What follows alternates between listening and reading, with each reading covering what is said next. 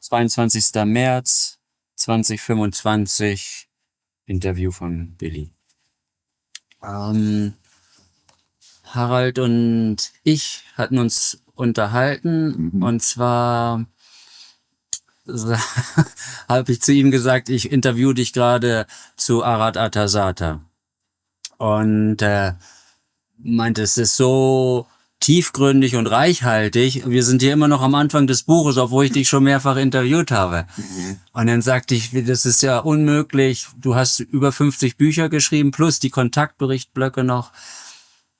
Und da meinte ich, selbst wenn ich nur zu jedem Buch nur ein Interview führen würde, wären das schon über 50 Interviews. Und da war ich dann am Überlegen, wie könnte ich sozusagen dein Werk am besten rüberbringen. Also da kommt ja dann noch die Lehre der Schöpfungsenergie, dazu könnte man ja auch noch mehr als genug Fragen stellen. Und da wollte ich dich so also ich denke schon, es gibt Bücher, die wichtiger sind, die du geschrieben hast, und Bücher, die auch wichtig, aber nicht so wichtig sind, nicht so elementar wichtig. Und auch so, dass die Zeit, die uns noch gegeben ist, am effektivsten nutze. Dass ich dann sozusagen, dass es in gewisser Weise ein didaktischer Aufbau ist und man dem sozusagen, wie du auch in der Lehre der Schöpfungsenergie, es baut ja auf. Du erklärst erst einfachere Dinge und dann wird's tiefgründiger oder profunder und so wie in der Schule auch, man lernt keine höhere Mathematik in der 1. Klasse. Und da wollte ich dich um Rat fragen, ich würde dich gern zu den anderen Büchern auch befragen, aber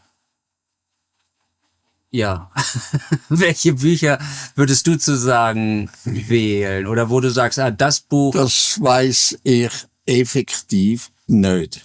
Okay, gut. Dann... Es ist eben alles wichtig. Ja, es ist es auch. Das macht es eben so schwierig, dann eine Auswahl zu treffen. Ja. Gut. Vielleicht dann, wenn ich das Buch fertig habe. Dein neues jetzt. Ja. Aber da bin ich erst auf Seite 60. Ja, gut. Und etwa 120, 140, 150 Seiten soll es geben. Aber ich habe immer anders zu tun und muss immer anders machen. Ja. Ja, ist okay. Aber gut, guter Anhalt. Aber auch das Buch, was gerade als letztes rausgekommen ist, Lehre der Schöpfungsenergie, denke ich, ist auch sehr wichtig, weil dann auch nicht mehr über Geisteslehre geschrieben und gesprochen wird, sondern es ist eben, wie es ist. Schöpfungsenergielehre. Gut, okay. Und ja, und dann natürlich eigentlich die Lehre der Schöpfungsenergie, die Lehrbriefe, das ist eigentlich so, wo ich dich am liebsten zu befragen würde, aber es ist... Das ist eigentlich das Grundsätzliche, wo zu lernen ist, und, aber es ist einfach noch viel nebenzu. Ja, aber ich könnte dich dazu auch befragen, oder lieber ja, nicht? Kannst du auch, natürlich. Okay, gut. Wird die Zuhörerschaft etwas kleiner, aber es ist sowieso klein, insofern ist das dann egal. Aber ich glaube, für die Zukunft wäre das dann umso wichtiger. Die anderen Sachen, vieles wird sich sowieso ergeben oder finden die Leute sowieso heraus. Genau wie mit den Wissenschaften. Die Wissenschaften, wir zerstören uns wieder und die Wissenschaften kommen immer wieder. Ne? Aber eben in der Lehre der Schöpfungsenergie ist eben Wissen, wo ich dich zu Mathematik befragt hatte. Das, glaube ich, kommt nicht so leicht wieder. Ne? Wo 2 plus 2 nicht immer 4 sein muss, weißt du. Das ist, glaube ich, ja, solche Dinge halt, wo es wirklich um Aspekte geht, die man nicht einfach so herausfinden kann.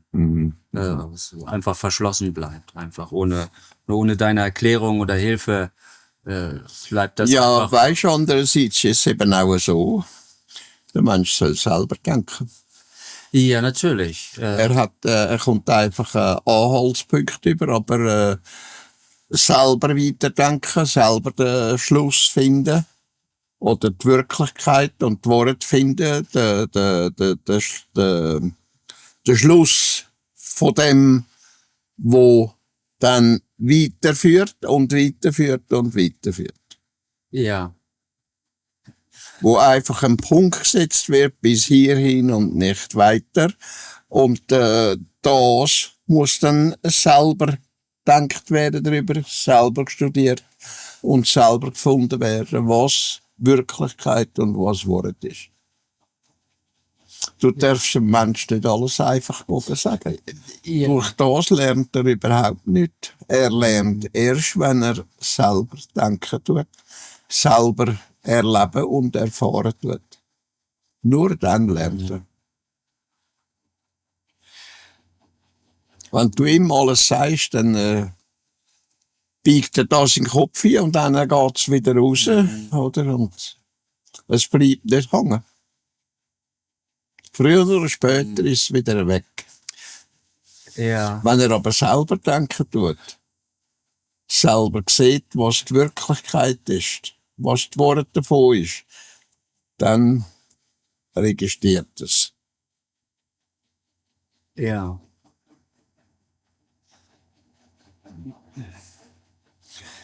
Es gibt nichts anderes, als der Mensch selber lernt denken, statt dass er glauben tut.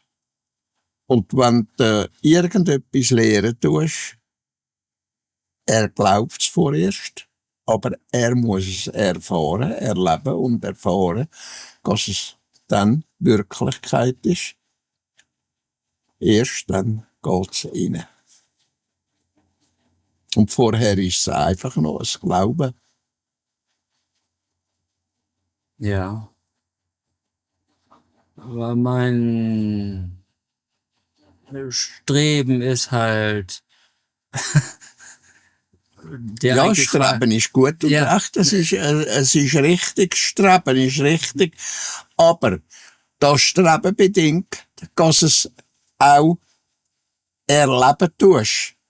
Das, was du danach streben tust, musst du erfahren und erleben.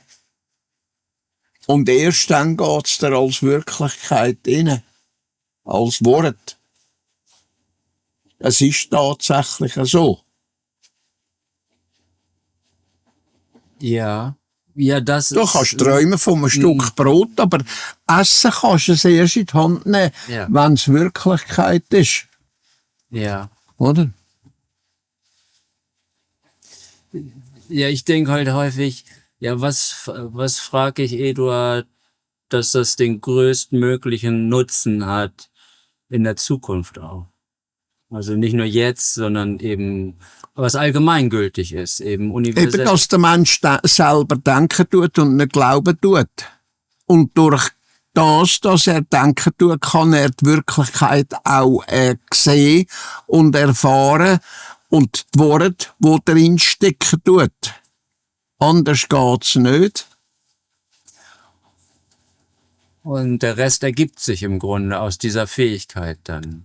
Also Ja, wenn man dann weiterarbeitet. Wenn sich, ja, richtig, wenn der Mensch sich bemüht darum, Ja. immer weiter geht. Ja.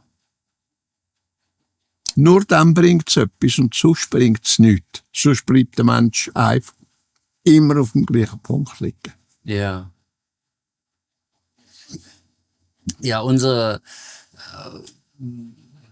Befürchtung ist halt so, dass wir es verpassen, dir sozusagen, wie das so häufig ist, wenn jemand nicht mehr im Leben von einem ist, merkt man erst, wie sehr man ihn brauchte oder wie wichtig einem die Person war. Ja, natürlich. Und dass Aber- uns dann sozusagen aus Dummheit eigentlich wir vergessen haben, die Fragen zu stellen, als du uns noch antworten konntest. Ja, Weißt du? Dummheit ist einfach das Nicht-Denken. Ja.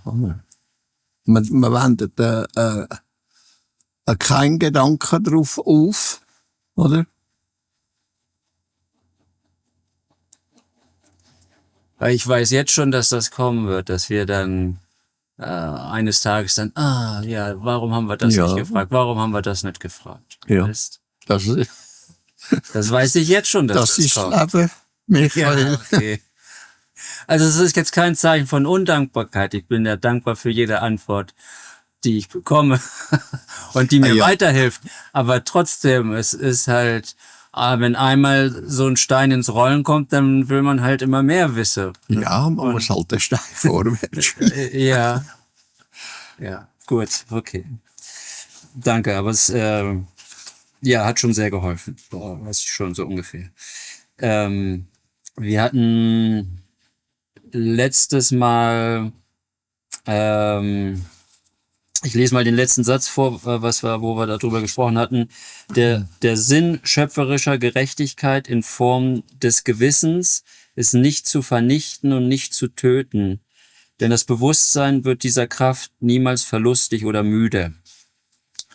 Und das heißt dann weiter, dass dieses Gewissen, die Kraft des Bewusstseins und des Gewissens aber können nicht also schon ignoriert werden, aber nicht unterdrückt werden. Unterdrückt werden Ja. kann gar nicht. Ja, weisst. Also weißt du, unterdrücken, du musst das in der Form sehen, wo der Mensch das selber unterdrücken tut. Das heisst, er schiebt das einfach auf die Seite, er denkt nicht darüber nach, obwohl er weiss, es ist notwendig, dass ich's mich. Er tut's aber unterdrücken, er tut's einfach auf die Seite schieben. Das ist aber nicht das Gleiche, wenn dir ein anderer Mensch irgendetwas unterdrücken tut. Ob's Wissen ist oder was es auch kann sein, das ist nicht das Gleiche, als wenn der Mensch persönlich das unterdrücken tut, was er machen sollte. Ja, also zum Beispiel Energiesysteme, die uns von Nutzen Öl befreien würden. Ja, richtig. Und die werden unterdrückt. Das ist ja nicht meine Verantwortung und meine Richtig. Schuld. Richtig. Aber wenn ich jetzt zum Beispiel eigene charakterliche Fehler ignoriere und unterdrücke, Das ist dann das, was der sagt, du tust es unterdrücken. ja, dann Du tust es einfach ignorieren und das Ignorieren wird beim Menschen als Unterdrücken gesagt. ja. Oder? Aber das Gewissen lässt sich ja halt eben, es meldet sich immer wieder. Ja, es meldet sich immer wieder, aber der Mensch tut es immer wieder unterdrücken. Ja. Ja. Und Aber es bohrt und bohrt und bohrt, weil es eben richtig ist. Es wird das, was richtig ist, unterdrückt. Und das tut immer wieder bohren, bohren, bohren. Und das bohrt so lang, bis es du schnappst und machst das, was notwendig ist. ja. Als Beispiel jetzt so, spiele ich hier wieder ein bisschen den Teufelsadvokaten. 2 Kinder. Und das eine Kind wird gelehrt, dass Stehlen nicht richtig ist.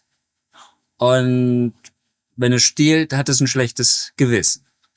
Und dem anderen Kind wird das aber nicht beigebracht. Und es stiehlt halt dann auch was. Kommt da dann auch das Gewissen irgendwann durch oder muss das angelernt werden? Ja, das muss angelernt werden. Gewissen muss gelernt werden. Das ist nicht einfach gegeben. Okay. Wie eine Sprache, die ist nicht einfach gegeben. Die musst du lernen. dann sind Menschen, die jetzt in, sagen wir mal, sehr ausgearteten Familien aufwachsen, natürlich im großen Nachteil, weil sich ihr Gewissen da auch dann nicht so gebildet hat. Ja, wenn in der Familie ihnen das so gehalten wird, dass nur das eine ist, diese und jene etwas erfahrt oder etwas lernen, zu lernen überkommt, dann ist es halt so, dann läuft es halt schief, dann ist es familiengleich nicht, wie soll ich sagen, nicht eins, oder? Es hat da eins, wo abstürzt, dort eins, wo abstürzt, dort eins, wo abstürzt. Und eins fährt vielleicht gerade auf, stellt sich auf. Ja. Ja, das gibt's ja immer wieder, dass Leute eben auch aus sehr ungünstigen Verhältnissen Richtig. sich sehr Ja. machen und entwickeln und Ja. umgekehrt auch. Ja, Ne? genau.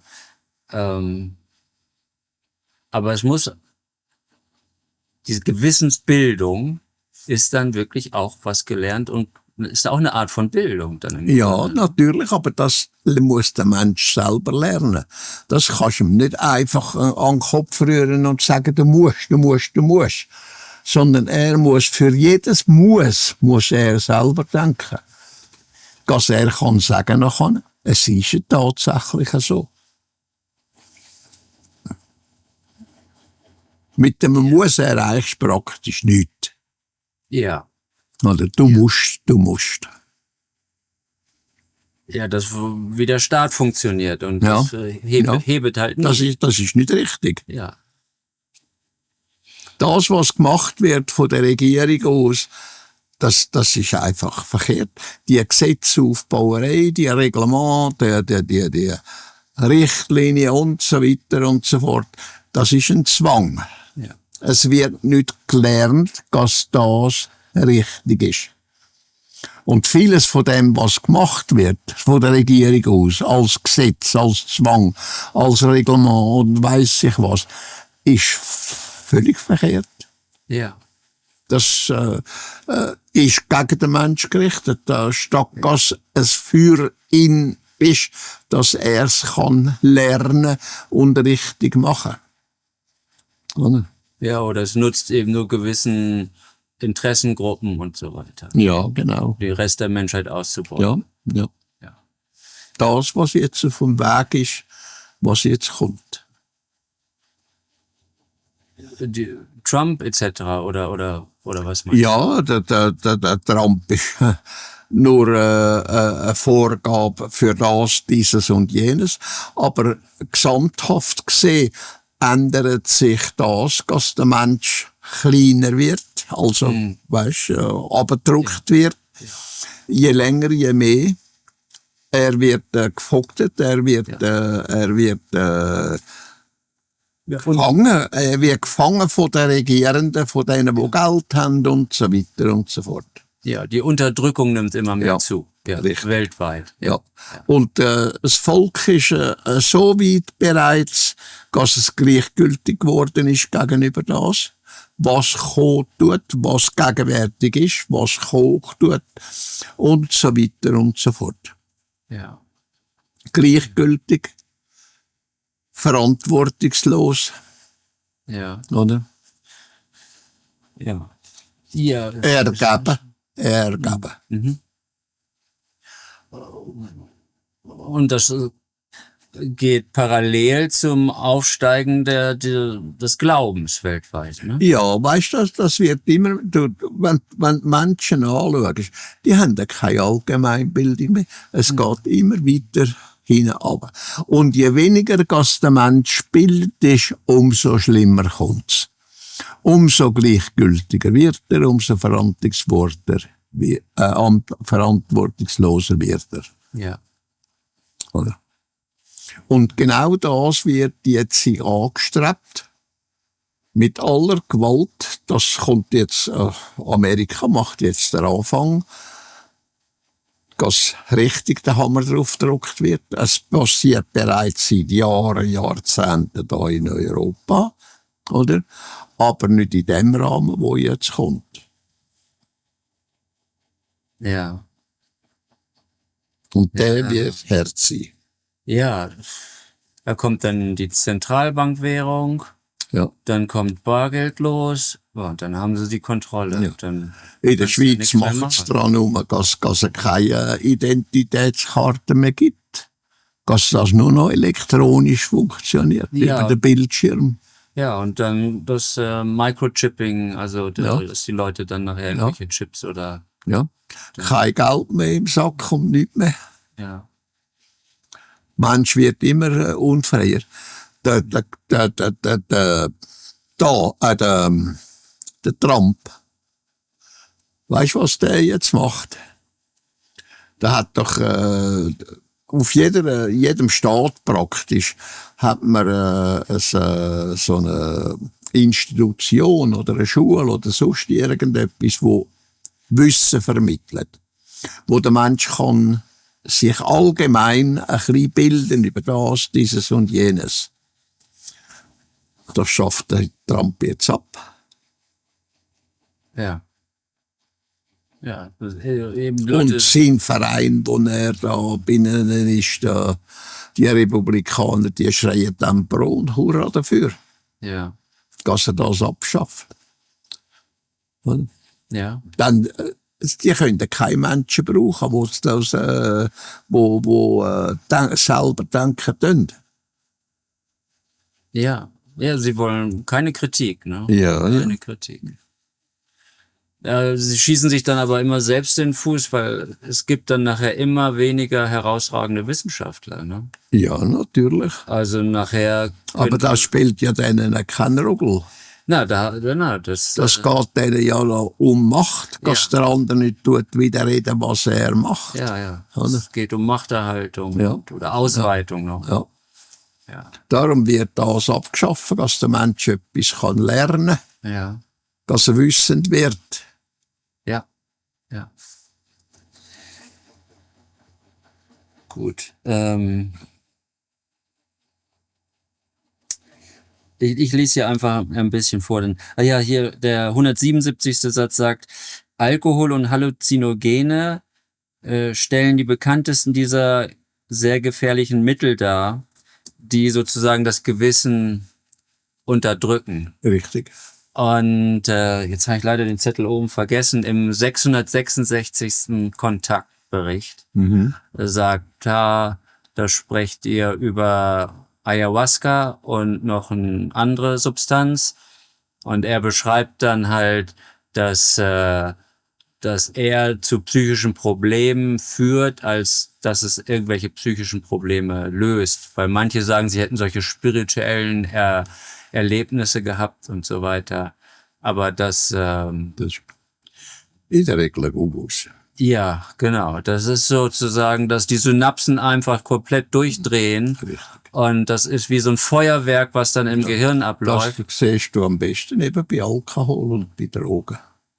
Ja, Alkohol ist eine harte Droge. Ja. Also, Leute können nicht mal mehr gerade laufen nachher. Natürlich.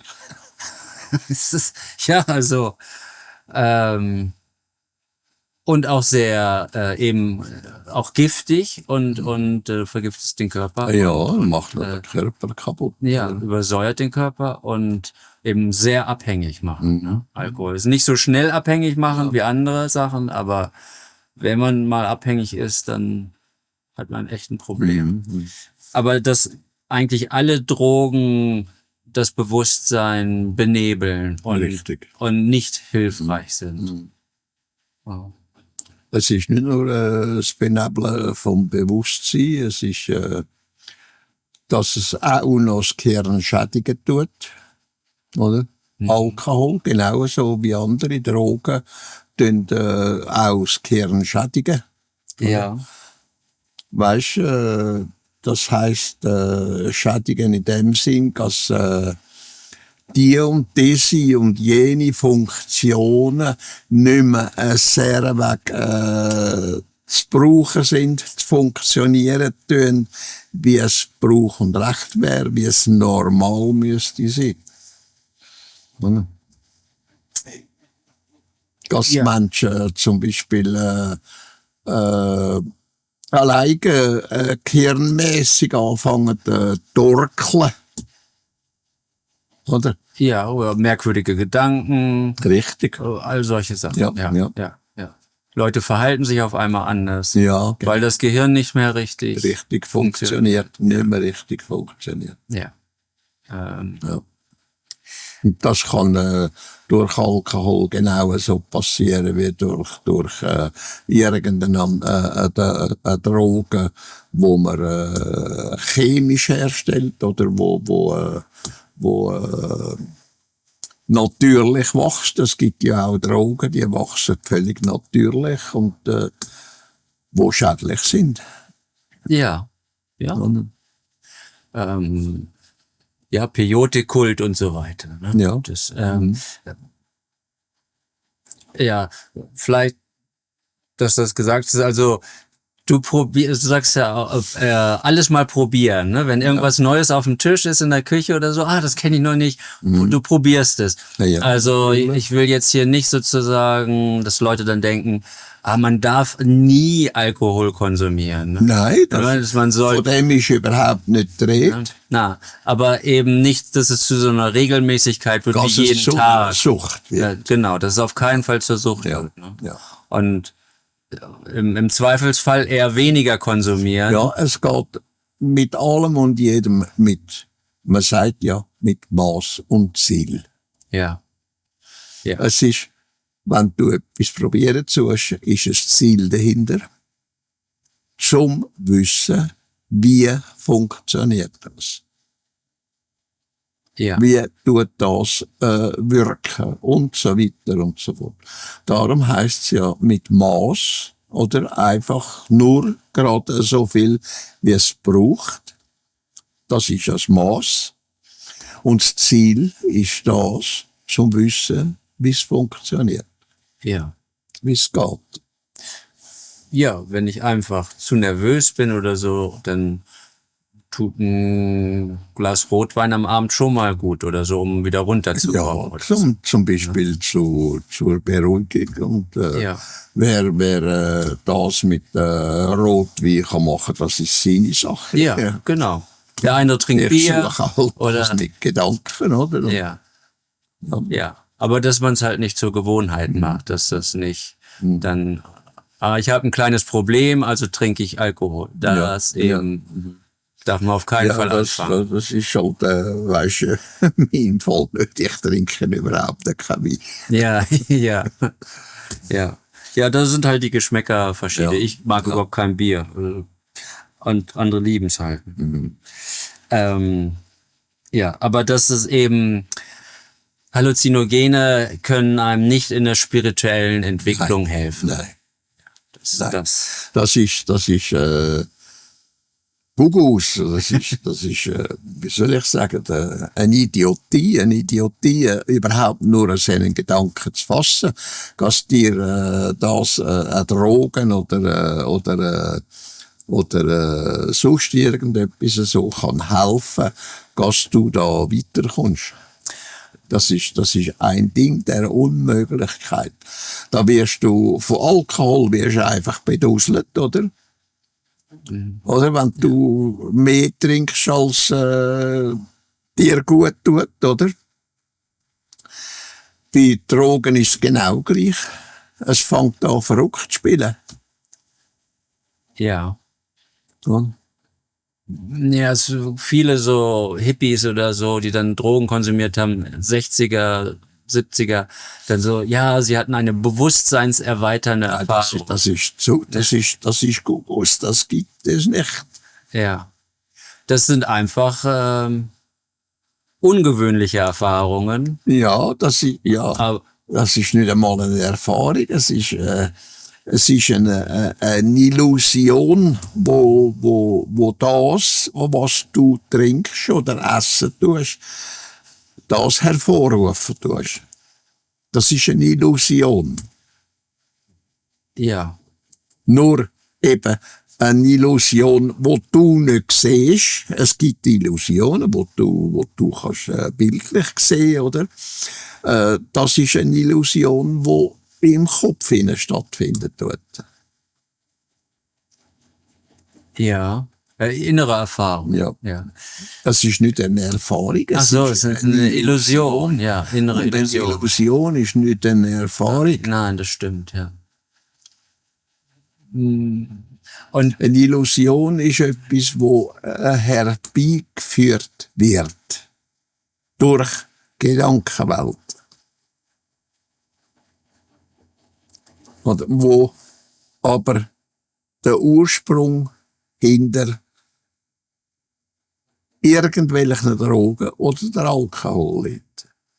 ja, also die Droge löst dann das nur aus, dass Richtig. die Gedanken dann diese Illusion kreieren. Richtig. Ja. Der Ursprung ist der Alkohol oder die Drogen. Ja. Und die kannst du durch Einatmen, durch Trinken, durch Essen und so weiter und so fort. Ja. Oder die kannst du sogar durch elektrische Schläge erzeugen und so weiter und so fort. Ja. Und wie ist das, wie du eben erwähntest, eine äußere Illusion? Ist das dann eine optische Illusion oder was meinst du dann, Hologramm? Ja, zum Beispiel, ja. Oder man kann eine Illusion haben, wo sich manifestieren, wo du tatsächlich kannst sehen, dort und dort und dort. Oder eine Illusion, wo einfach in den Gedanken stattfindet tut, oder? Wo die andere Möglichkeit besteht, wo du einfach, wie soll ich sagen, wo du dir wie eine Art einbilden tust, weißt, wo du nicht siehst ausserhalb, sondern du siehst sie praktisch in deiner Gedankenwelt.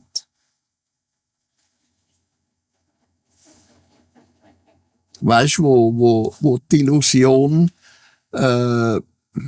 wie zum Beispiel,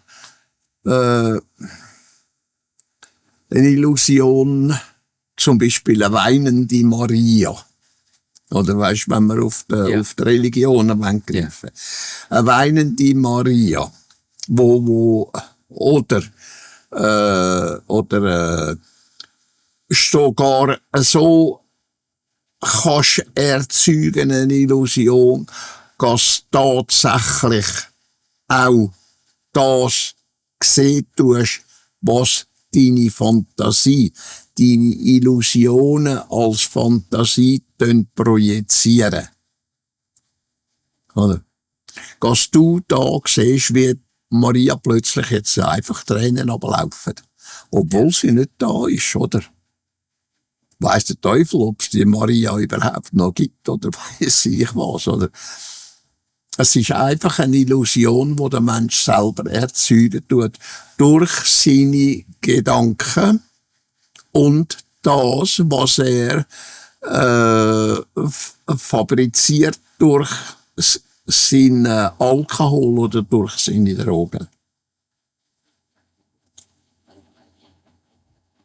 Wo für ihn praktisch die Sachen Wirklichkeit werden, illusorisch Wirklichkeit werden, wo er meint, es sei tatsächlich so gesehen worden von ihm, wie er sich durch die Illusionen selber produzieren tut.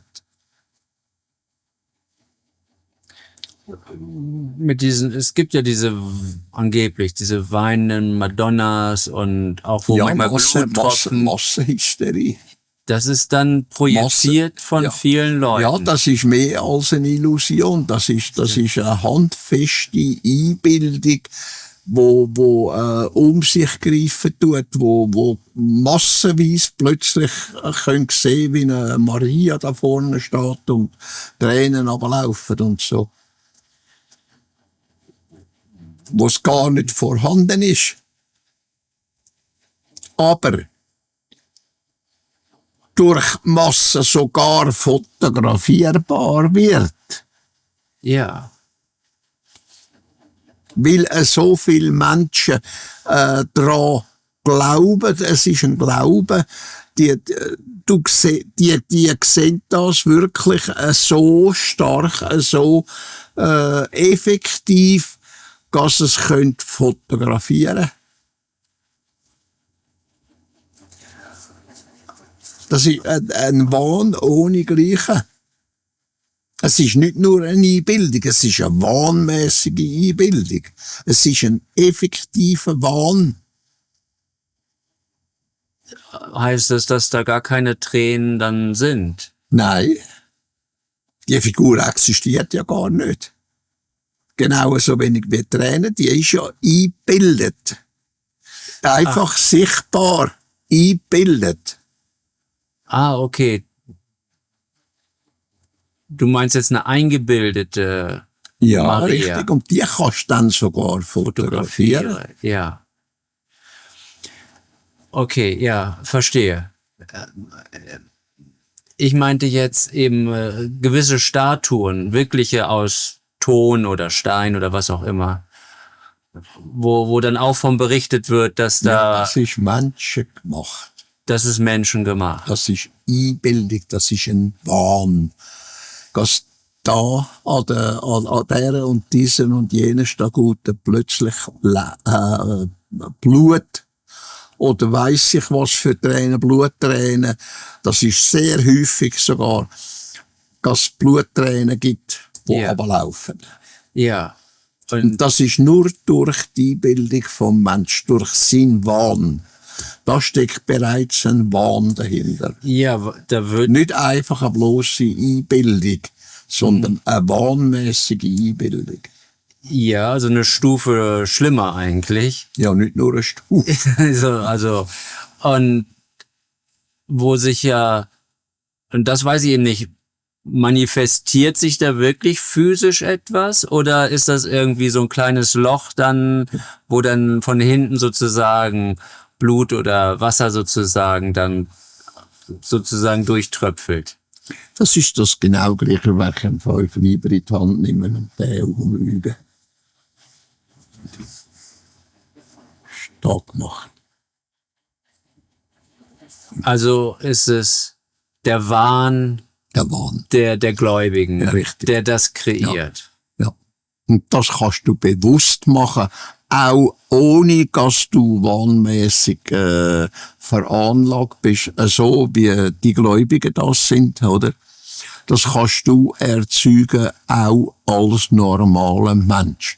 Genau wie du kannst da nur durch Gedanken. Ja, dass man Dinge durch... Aber das hebt sich dann tatsächlich. Das ist dann nicht einfach Einbildung, das ist dann tatsächlich so. Oder wenn du irgendetwas machst, irgendetwas bewegst, einfach durch deine Gedankenkraft. Und das, der Wahn vom Mensch, ist nichts anderes als Gedankenkraft. Wo er anwenden tut, ohne dass er weiss, dass er wahnmäßig irgendetwas macht, durch den Glauben. Und der Glauben ist ein Wahn. So oder so. Ob es wenig Glauben ist oder starker Glauben ist, Wahn ist Wahn. Kommt nur darauf an, wie stark das der Glauben ist. Oder das hilft. Es hilft schwach oder es hilft stark.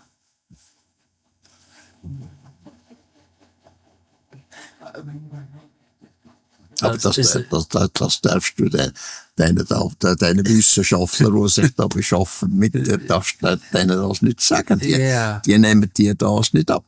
Ja. Die sind ja selber gläubig. Genau. Viele Wissenschaftler, wenn die gefragt werden, glauben sie an Gott? Ja. Ja. So, ich denke, Ja. Also das ist irgendwie, Ja. der steckt noch in den Kinderschuhen. Ja. Aber mir wird gerade bewusst, dass das im Grunde ja eine enorme Kraft ist und durch die Religion wird diese Kraft einfach in die Irre geleitet. Ja. Schau mal die Blöcke an, die da transportiert worden sind in Ägypten und Ja. zum Beispiel. Baalbek Oder und in, so. Ja. in Südamerika. Ja, 100 Tonnen, ja. Und mehr. wo keine Maschine gibt, die das fertig bringt. Ja. Aber mit Gedankenkraft bringt sie es fertig oder haben es fertig gebracht. Waren das dann auch viele Leute, die dann das zusammengehoben haben? Oder nicht einer allein? Das ist nicht einer allein gewesen, das sind Leute, wo Gruppen, Ja. oder? Das ist schon. Es gibt ja keine Maschine, wo 100 Tonnen lupft. So. Ja. Ja.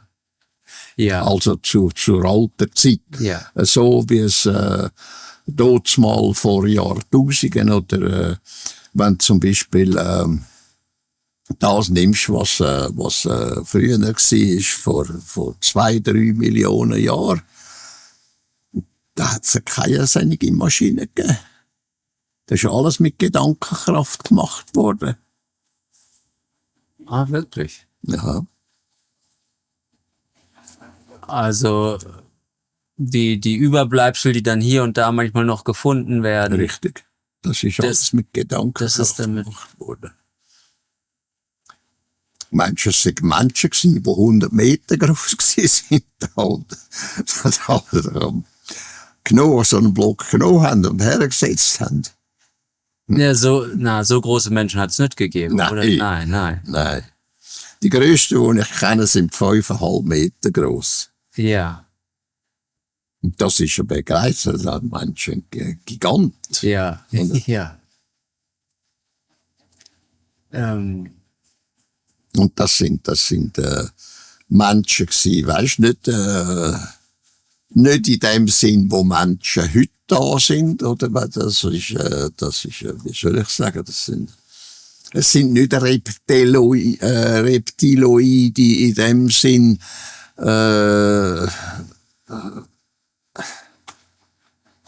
es sind einfach Menschen, ähnliche Wesen, Menschen. Ja. Wie das Ina zum Beispiel. Es ist ein Mensch, aber er ist nicht menschlich nach dem Sinn, wie sich der Erling ein Mensch vorstellt. Ja, nicht Homo sapiens sapiens, sondern etwas anderes. Ja. Ja. Er ist nicht homoid in dem Sinn, was der Erling unter homoid versteht. Ja. Oder?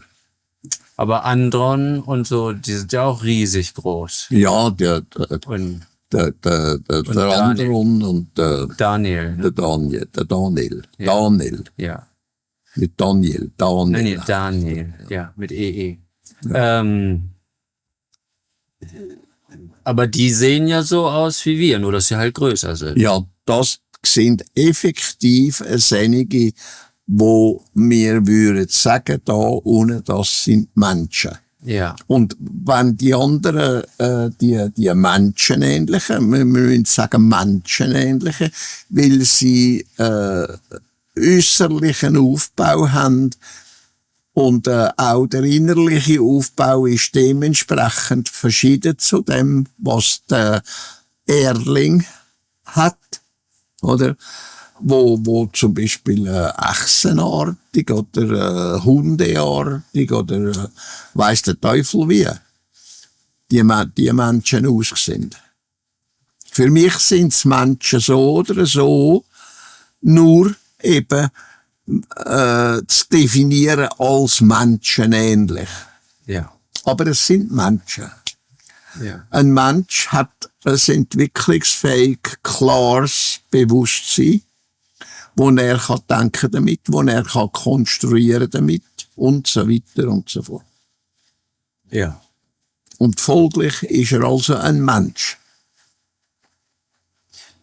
Dann der Mensch, der hat ein Bewusstsein, das er kann brauchen, wo aus der Schöpfungslebensenergie entsteht, wo er kann brauchen, Wissen schaffen und Wissen speichern und danach kann handeln, vernünftig und normal. Logisch, in Vernunft, in Verstand und so weiter und so fort. Und das vermag das Tier nicht. Das macht das instinktiv. Ja. Auch das Getier, das handelt nur instinktiv. Genauso wie jede andere Lebensform. Und da gibt's halt in der Evolution auch so einen fließenden Übergang, so wie Neandertaler oder noch früher. Das sind einige, wo erdgeboren sind. Ja, Wo aus der Erde raus entstanden sind. Aber wenn man sagt, sie sind Planeten entstanden oder aus der Erde raus entstanden, ja, es ist richtig. Sie sind da wirklich geworden, das, was sie heute sind oder gsi sind dort mal.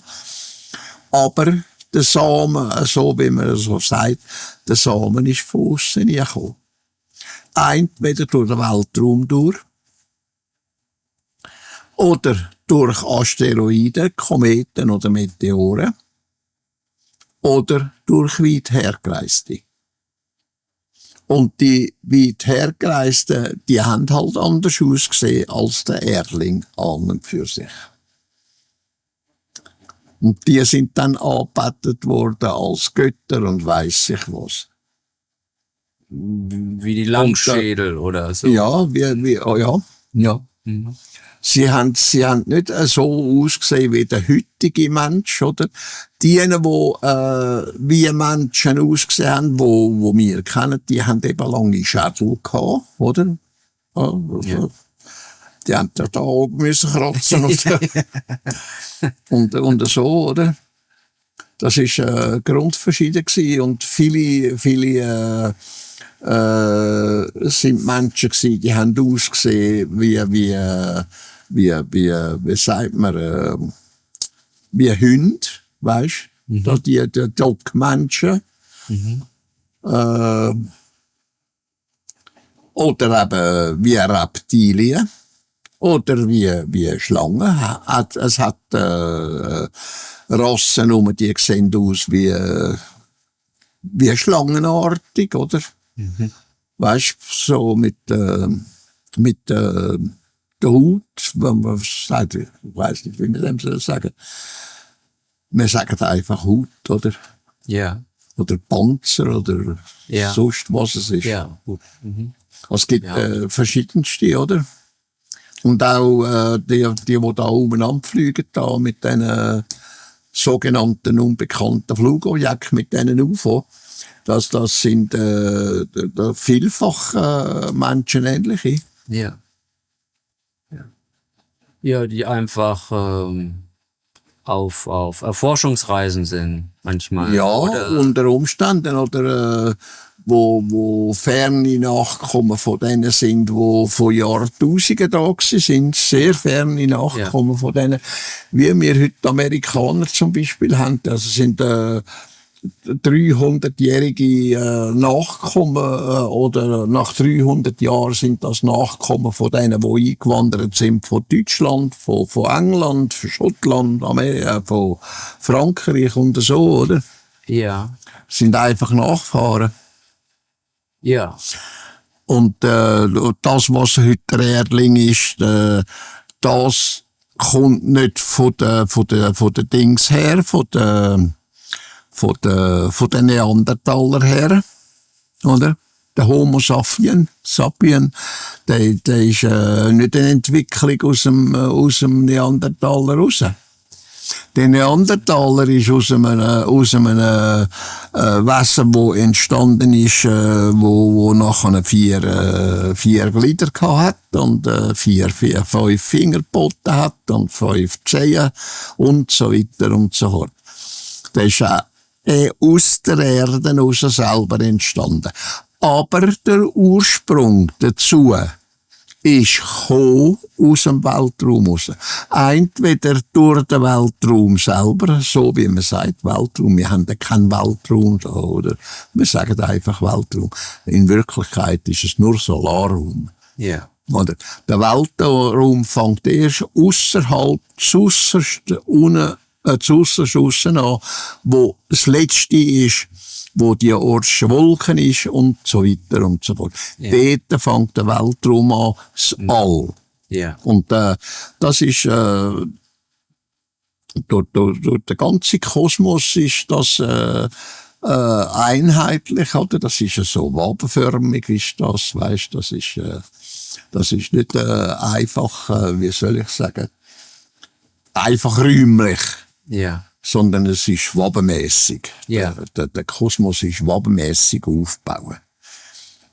Und da gibt's Sachen, wo viele Milliarden älter sind, als die behaupten, der Kosmos oder das Universum existieren. Ja. Das ist Frage. Weißt Aber, du, da wird einfach eine Theorie aufgestellt, eine Annahme aufgestellt und die wird verbreitet und die Menschheit glaubt das eigentlich. ja, ist das nur auf diesem Planeten so, dass diese Das ist auf jedem Planeten so, wo irgendwelches Leben existiert. Die letzte Pflanze, die es überhaupt gibt, ist aus dem Weltraum. die Impulse kommen ursprünglich immer aus dem Weltraum. Aus dem Weltraum. In Form Der von Weltraum ist voller Aminosäuren, Samenzeug und Algen und weiss ich was alles da im Weltraum umeinander schwirrt als winzig kleines Ding und wenn es halt auf einen Planet kommt, dann wenn der fähig ist, dass es kann wachsen, dann entwickelt es sich halt. Ja. Oder es wird abgesetzt auf Asteroiden, Kometen, Meteoren und so weiter und so fort. Und die transportieren es wieder zum Planet, wo es runterfallen und so weiter und so fort. Und dort können wachsen und sich entwickeln. Mhm. Es sieht in Wirklichkeit ganz anders aus, als unsere Wissenschaftler behaupten. Ja.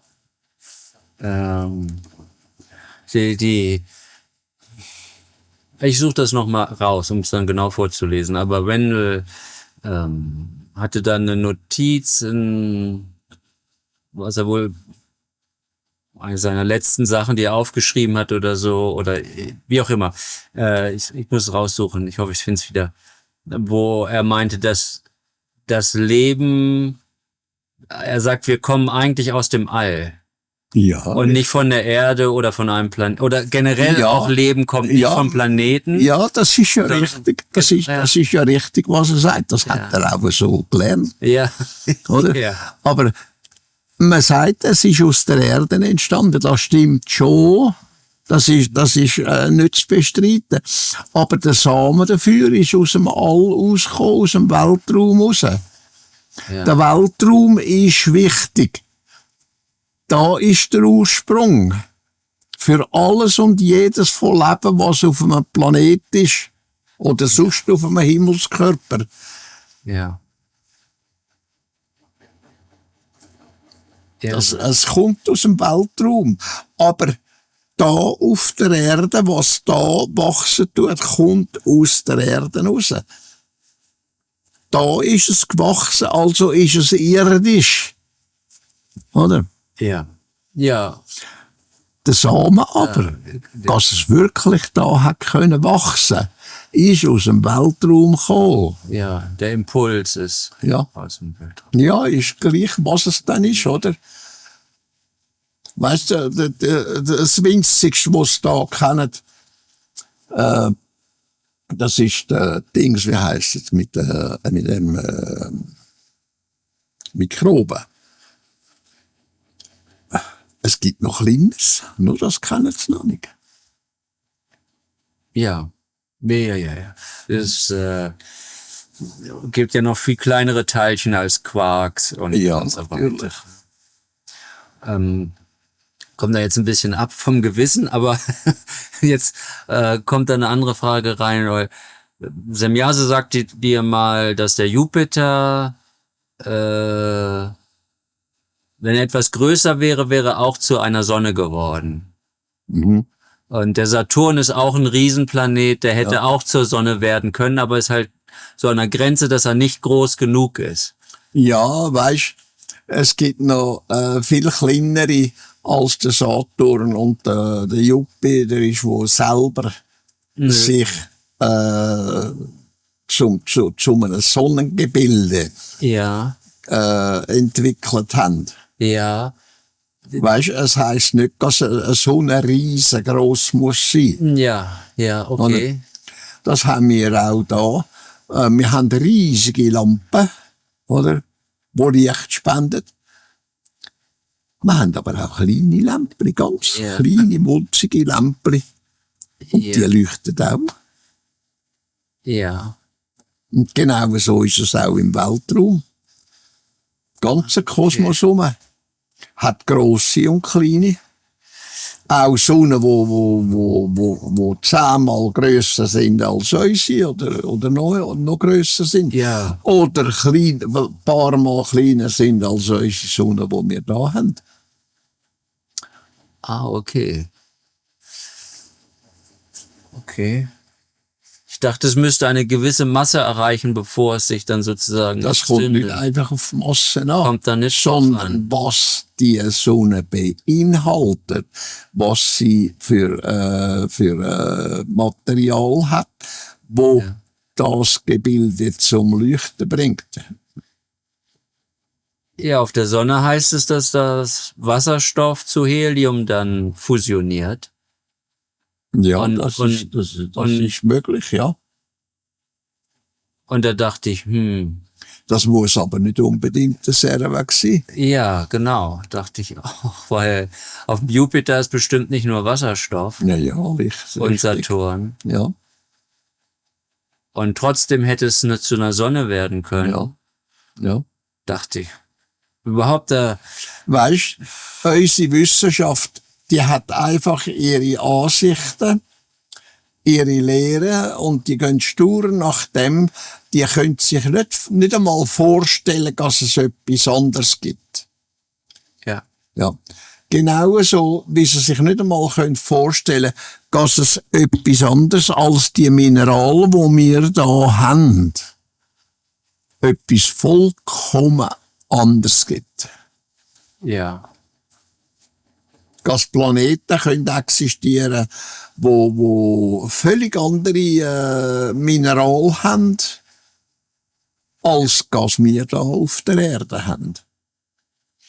ja, Das fragt sich je nachdem, was für ein Planet das ist, was für ein Gebilde das ist, oder? Und so weiter und so fort. ja. Das, Da plötzlich einmal kommt da mal, das wird einfach wahrscheinlich nicht gefunden, oder sicher ist ein solches Material zu der Erde runtergefallen, aber man hat es noch nicht gefunden, oder weiss ich was, oder? Wo Minerale sind oder Substoffe, wo da völlig fremd sind auf der Erde. Sicher ist das passiert, aber man hat es bisher nicht gefunden. ja, das wird dann geheim gehalten, wenn sie Dinge Dinge finden, die sie nicht erklären können, Ja, dann ja. bloß nicht davon berichten. Ne? Richtig. Leute könnten dann komische Fragen stellen. Ja. Aber als Beispiel zum Beispiel, wenn du Das Eisen hast, Ja. ist magnetisch.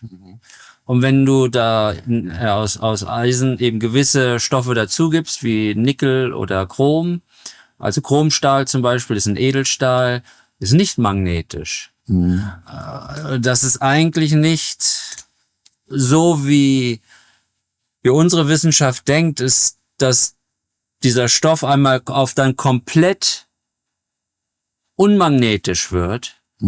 Das Eisen, das ist ja immer noch Großteil Eisen, 80% oder so, und 20% sind dann Nickel und Chrom oder so. Es müsste ja eigentlich immer noch etwas magnetisch sein. Aber ist es nicht. Es ist vollkommen unmagnetisch oder fast oder sogar diamagnetisch, sogar abstoßend. Ja, Das ist, weisst, da es entsteht gibt was vollkommen Es Neues. gibt Minerale, die eben magnetisch sind und es gibt Minerale, die nicht magnetisch sind. Ja, Aluminium ist nicht magnetisch, Kupfer ist nicht magnetisch, Zinn ist nicht magnetisch. ja. Und Was ich sagen wollte, ist, dass wenn ich jetzt Edelstahl habe, habe ich ja immer noch einen Großteil Eisen drin. Also 80-90%. ja, Trotzdem ist, wenn ich dann ein Magnet dran halte, ist das nicht mehr magnetisch. Also diese 10-20% von dem anderen Stoff haben diese Eigenschaft von dem Eisen, magnetisch zu sein, komplett aufgelöst. ja, natürlich. Das, also in der Werkstoffkunde sind wir noch extrem primitiv. Das ist eigentlich nicht so richtig nachvollziehbar, warum das Eisen so unmagnetisch wird. Das ist ja kein Wunder. Ja, sagst du. Ja, Aber im Grunde ist das ein vollkommen anderer Stoff, der da entsteht. schau dich einmal an.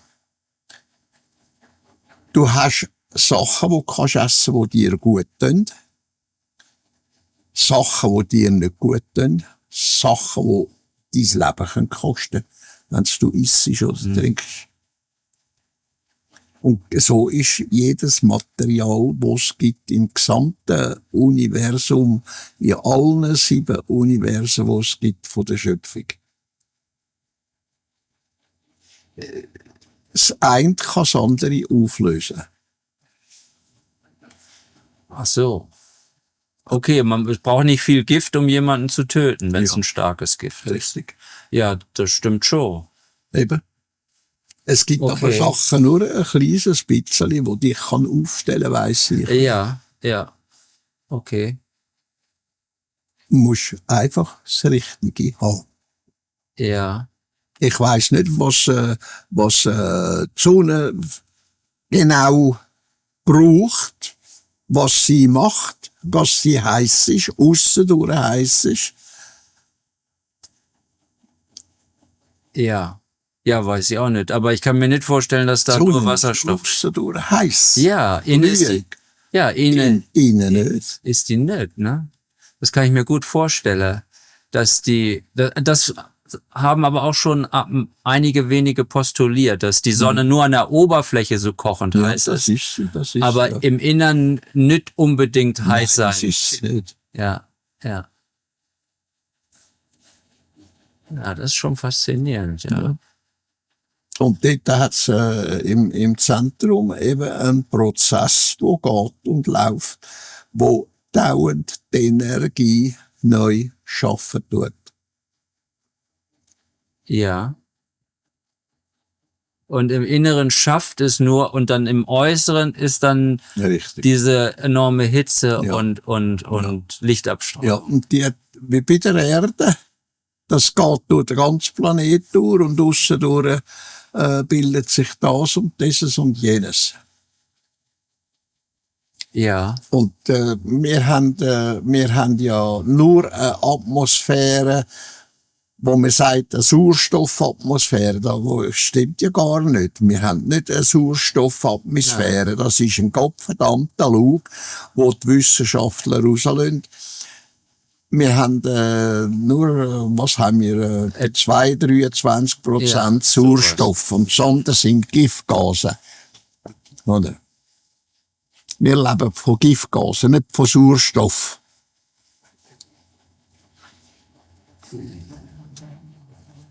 Und wenn der Mensch zu viel Sauerstoff überkommt, zum Beispiel, wenn es taucht, oder ins Wasser taucht und zu viel Sauerstoff verwitscht, dann ist Feuer am Matei am letzten. ja, Dann innerhalb weniger ja, Sekunden oder Minuten sterben sie. ja. Und so ist es bei jedem Planet genau gleich. Der Planet kann nur leben durch das, dass er innen durch wirklich werken tut. Und sonst ist er tot, da gibt's keine Atmosphäre und nichts. Oder? Dann könnte keine Pflanzen wachsen, wo die Atmosphäre schaffen tun. Denn die Atmosphäre kann ja nur schaffen durch das, dass Pflanzen gibt. Also von der kleinsten bis zu der grössten. Oder? Und die Erde, die muss dafür geeignet sein, und das schafft der Planet selber, dass die Erde in der Oberfläche wirklich brauchbar ist, dass eine Pflanze wachsen kann. Ja, die Anforderungen müssen gegeben sein, Ja. dass es ein Same aufgeht und so weiter. Ja. Aber dann ist auch ob es jetzt auch der Mond ist oder Mars, also Monde generell oder auch andere Planeten, dass die auch mehr oder weniger Energie produzieren. Ja, richtig, das tun sie auch.